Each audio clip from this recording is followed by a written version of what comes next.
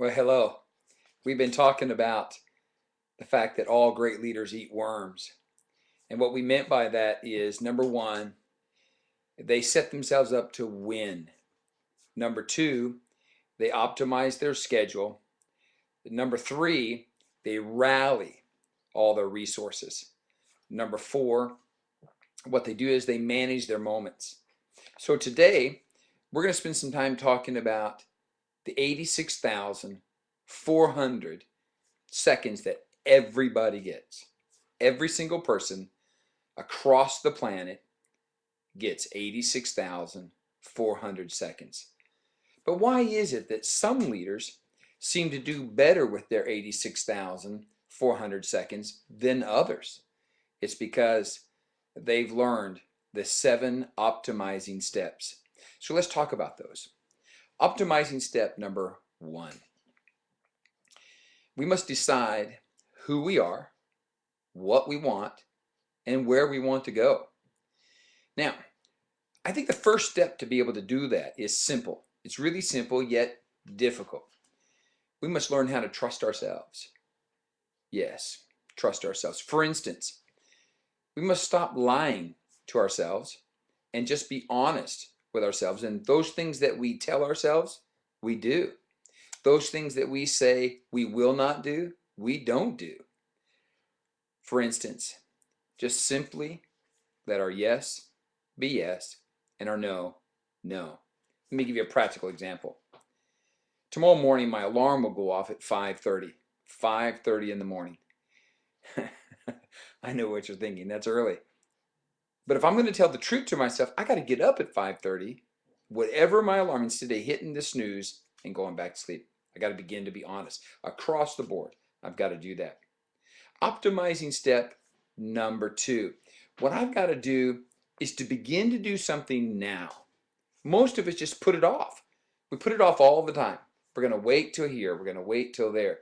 Well, I challenge you to begin to do something now based on who you are, what you want, and where you want to go. Optimizing step number 3. Just go ahead and become 100% responsible for you and those 86,400 seconds. As I said earlier, I think most of us just make excuses.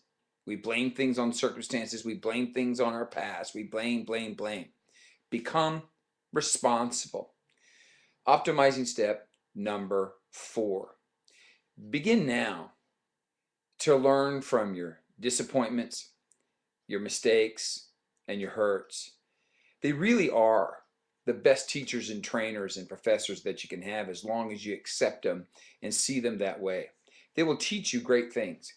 Don't you remember when you graduated from the tricycle to the training wheels to the two-wheeler? You fell a couple of times, didn't you? Yet you're still riding a two-wheeler because you learned from the pain of falling. I challenge you to begin now to learn from those disappointments, mistakes, and hurts.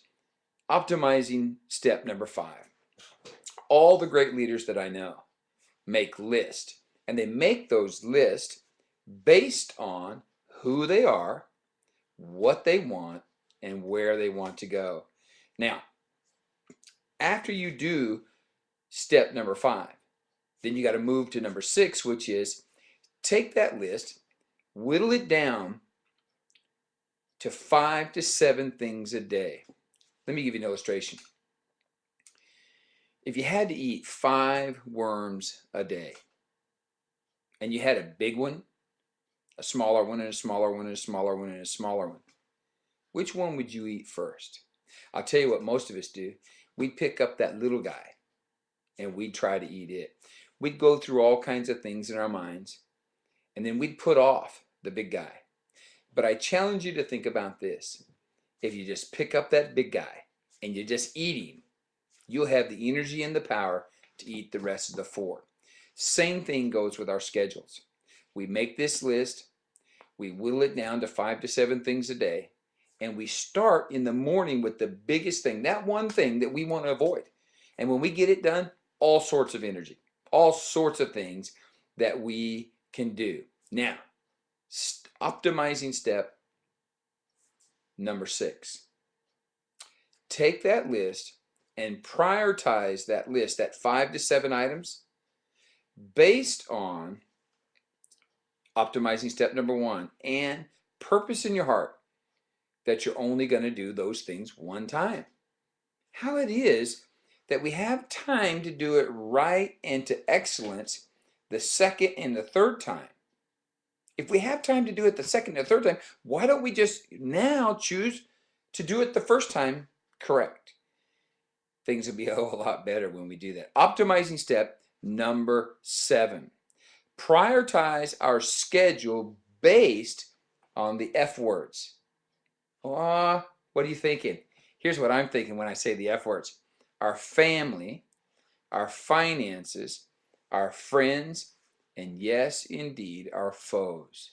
We should base our schedule around our family, our finances, our friends, and our foes.